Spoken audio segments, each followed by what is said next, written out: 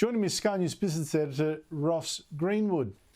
Ross, thanks for your time. Did Philip Lowe do a good job in explaining himself after so much bullying from government ministers and MPs? Look, it's fair to say I've been a critic of Philip Lowe, in particular some of his communication over a period of time.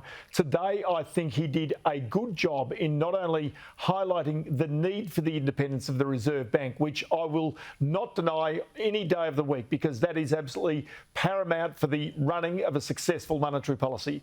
And then also on top of this, I think that he made the case that really Australia right now needs to deal with inflation, because the consequences, if it is not dealt with, and if interest rates are not raised to head it off, are long-term going to be much more dire. And so from that point of view, I think for the first time in a long time, I heard Philip Lowe explain himself probably better than I have in a long, long time. Ross, I think you're absolutely right. I thought he was brilliant in bringing it down to the people, right? Translating it from arcane financial sort of gobbledygook to this is for keeping people in jobs and keeping the pressure off them interest rates wise. And, you know, that he was getting these letters from people who were telling them about the distress and he got it. I thought he was quite good there. But you've made the point that Philip Lowe talks tough on inflation but acts weak, or you put it far more kindly. I think you said he talks like a hawk and acts like a dove. Did today persuade you that he really does get it on inflation?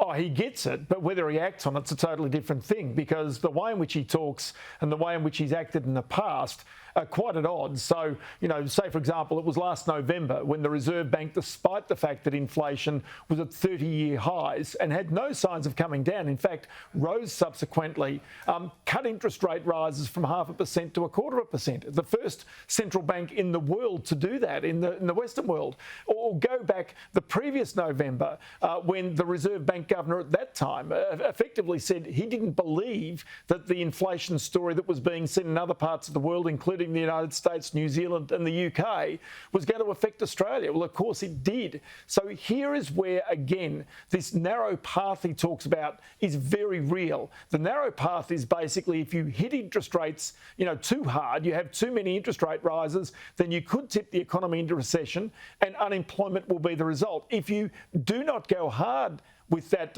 interest rate rises and the inflation remains, well, ultimately that also leads to unemployment. Philip Lowe did say one thing that interested me very much. The Reserve Bank, he said, is trying to contract demand by fighting inflation by taking money out of the system.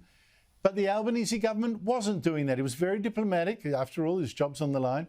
But he still said that government spending, though, was neutral on that. Is that a problem? The government's spending too much when the Reserve Bank is trying to cut spending down?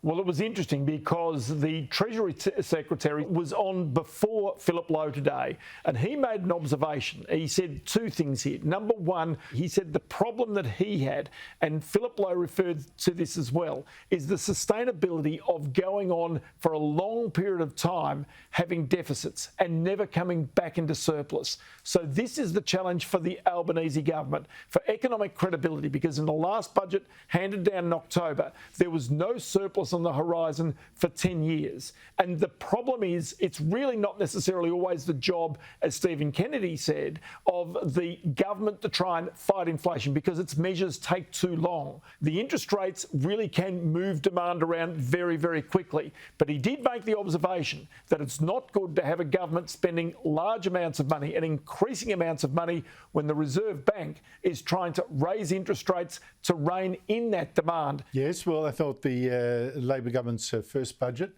late last year was a missed opportunity. Let's see what it does in May. Ross Greenwood, thank you so much for your time. Really appreciate it. Quite okay.